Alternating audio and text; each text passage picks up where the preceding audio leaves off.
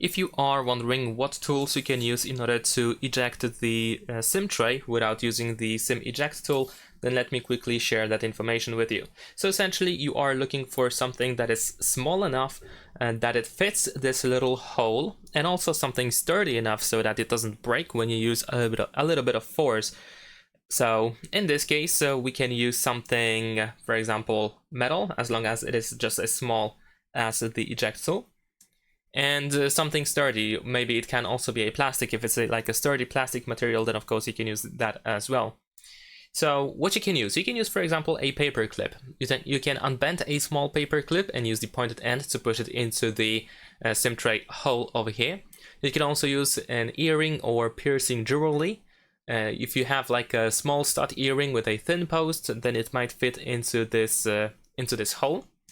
A safety pin, like a thin safety pin, can also be used to press it into the eject hole over here.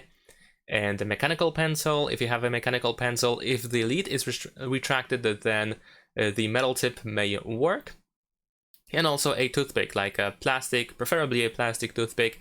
If it's a sturdy one, then you should be able to insert it carefully into the hole. So once you have any of these tools or something similar to them, then of course we need to insert them into this hole.